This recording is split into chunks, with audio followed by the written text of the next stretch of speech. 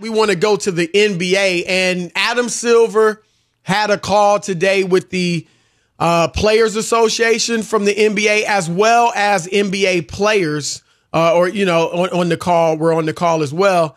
And it was very interesting, and Steve DeSager is going to give us some of the key points that came out of it, and then Rob and I will discuss. So that means also Chris Paul, the union president's on the call, and Michelle Roberts, the executive director as well.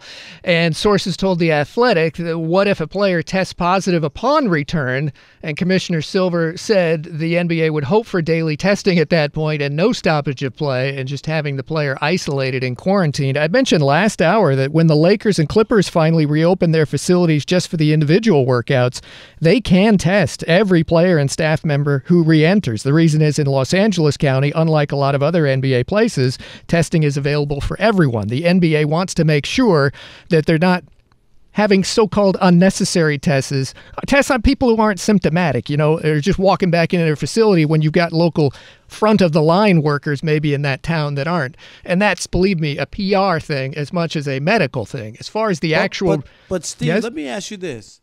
So I'm just... Okay, so they test you Monday. Does that mean... Yes, you'll have to be tested again. Tuesday, Wednesday, like...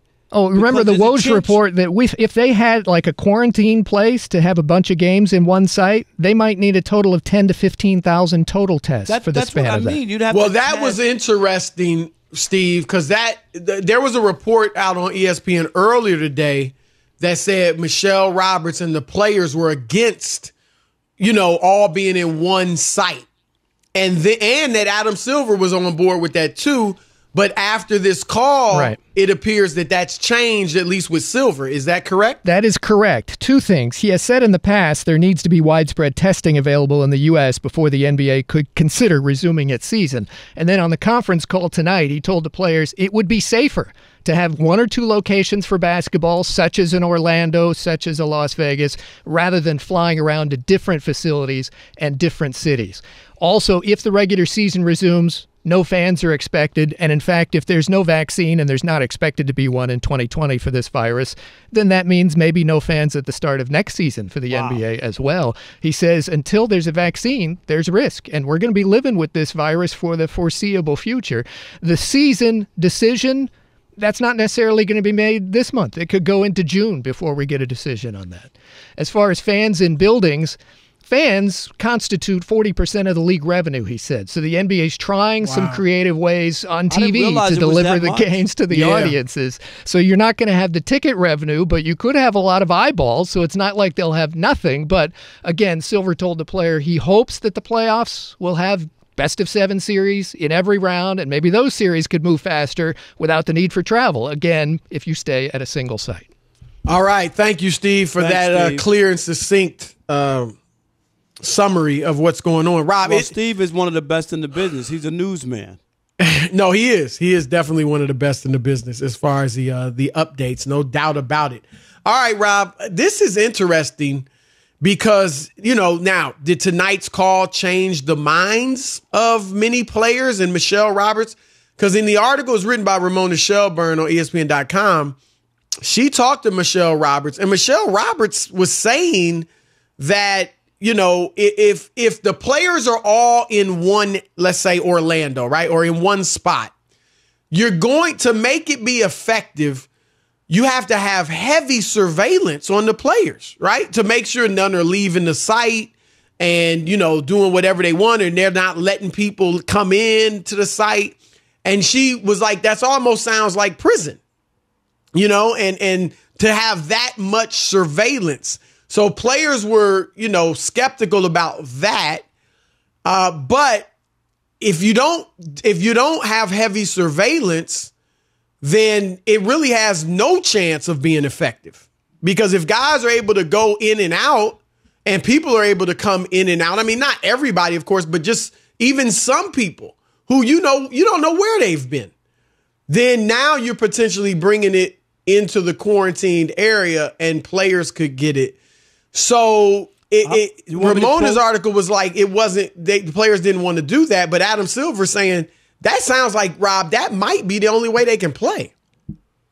Might be, but Eddie House, what did he say? Want me to quote him directly when we talked about this quarantine? Well, yeah, right. Players, Well, yeah. he said they're not going without. So you can go ahead and assume that they're not going to have anybody off of not in the NBA come their way, or i.e. women. Exactly. I mean, I think Eddie's being honest, Chris. No doubt. And this whole notion, and I think you saw what Earl Thomas got into, right? Yeah, absolutely. So there you go. Yeah, we it's gonna happen. But that's what I'm saying is I never bought into the isolated thing. Remember, I kept saying guys are not going to make love to their wives or hug their children for 3 months. I just never could see that. I still don't see it. I understand what the commissioner said, which is this is the safer way, right? Because you're not traveling around to different places and you're not being exposed to different people every other night or every 3 nights a week. Do you see what I'm saying? So I get that part. I just don't think it's a feasible idea. I really don't. And if that's not feasible, we'll want to do that, Chris. If that's not feasible, Rob, then it's a season. Because we know how much these guys travel. Now, granted, they're on charter flights, and they're not a lot easier than it was when I first started covering the league. Right, and they're not exposed, obviously, to the everyday citizen because of those charter flights. But you are exposed to people. And if you play the games in the normal arenas, first of all, there's the issue of will the arenas even be available? Because remember, there's been reports. I mean, it's a fact. California, Washington, and Oregon are working together on what they've called this kind of regional plan for when they return to normalcy. It's the same thing in the Northeast, New York, New Jersey, Connecticut, because you have to do it like that. Otherwise, if it's just an isolated state, then people who are on the border could easily come in and upset whatever your mission is. So it has to be uniformed in a region so that you can all do the same thing. I get it. It makes total sense. So the governor of Oregon came out yesterday and said that all large events are suspended through September. Now, he didn't say you can have sporting events. There won't be fans. And I don't know, Rob G, if you know this, let me know. But I don't know what he considers a large event. But, that throws into question whether or not some states will even if California is not open, then how are the Lakers and Clippers and Warriors and other teams going to play games in their arenas? So I just think, and look, I feel like we're getting so many mixed messages that it's hard to know exactly what to believe. But at times I've been optimistic about them returning. But when I see that players are skeptical, and we see Mark Cuban, the owner for the Mavericks, and CJ McCollum, the star for the Blazers, come out and say they're concerned. If it's not safe, it's not safe. What are we trying to do? This makes me skeptical because if players don't want to do the one site or two site thing, then it just seems pretty tough for them to play in their normal arenas throughout the nation, Right. No, I get it. It's basically they'd have to concede, and to get a majority, I understand. Here's the other part, Chris, and I know financially, and this is what I keep bringing up too. What's your incentive if you've gotten paid for this NBA season other than playoffs? You got your money this year. You've been paid.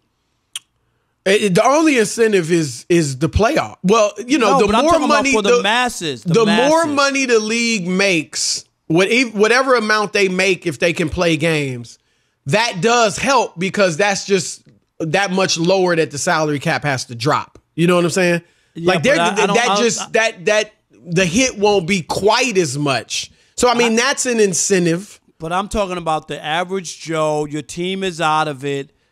Why am I doing this? Why am I putting I'm just saying, nobody. I don't know about the cap. I don't know all those. You can't tell me for sure what the numbers are going to be. What I do know is I got all of my paychecks for the 2019-2020 season. Right. So well, it also brings what up is my incentive? I know why LeBron wants to play, right? And those teams. I'm talking about the other teams. Well, and you bring up a good point that, okay, we obviously understand that for the teams that are out of the playoffs, okay? But even for teams that are in the hunt, now from everybody I'm talking to, they want to play. But you make a good point. If I'm a young guy, honestly, if I'm Kawhi or Paul George, okay, they're still young. They still got a long time left. Is there as much incentive? Like, I got next season. You know what I mean? In fact, this is an extended rest. All healthy, right? Right. Yes. There's not. I mean, LeBron, like you said, we've said it before. He wants to play, and I respect that, and I salute that, and I think most guys want to play that I've talked to and heard from. But you're right. The incentive, if it's going to be dangerous, then that's going to take away some of the incentive. And then there were reports, Rob, that they could even go to 3-game series. Now, we know Adam Silver told players they want to play 7-game series. Whatever it is, it is. If they end up playing 3-game series, that's going to be tough. I mean, that's ripe for upsets. And I'll even throw this in, the talk that maybe they start straight away with the playoffs. I don't like that because, the play is going to be low quality initially. And these are your most important games. You hate to have the most important games be such a low quality. But what it does do, Rob, is look, everybody's in the same boat. Everybody's under the same rules. So I just don't know how you could, fight through it if you're talking about it being another month or two. You know what I mean? Like to come to back play the regular season. Yeah, to play 10 regular season games that don't matter in front of no fans for the most part. I'm saying that would be even harder. So are you getting more skeptical about a season? I'm skeptical only because of what it is they have to do in order to make it work. I just think you're asking a lot of these aren't robots and these are real people. These are real people. And I know they want to play ball. Who doesn't want to play ball? Everybody wants to play ball. This ain't no indictment of anybody, but they want to do it safely. That's all. Chris, it's not an indictment. Do you feel the same way about baseball? Like, are you as skeptical about baseball? It depends on what the format is. If they're telling me it's going to be in Orlando and Anaheim, or not Anaheim, but Arizona, Phoenix, yeah. I don't know how that's going to work. It's hard for me and that's to believe even that's going to longer work. season because they wouldn't play all you didn't play 162, anything. but you're trying to play every day in all these places. I just don't, with no fans. I think you're asking a lot and hoping that nobody contracts it. Do you know what I mean, Chris? Baseball's got even more players. 25 players, bullpen coach, pitching coach, bat boys. No question. I mean, how many people are attached to a baseball team? A ton. Right. Yeah, it's sobering. And like I said, I feel like we're getting mixed messages because you're seeing states open up and yet the numbers are also going up, and that could continue, especially with us lessening the social distance.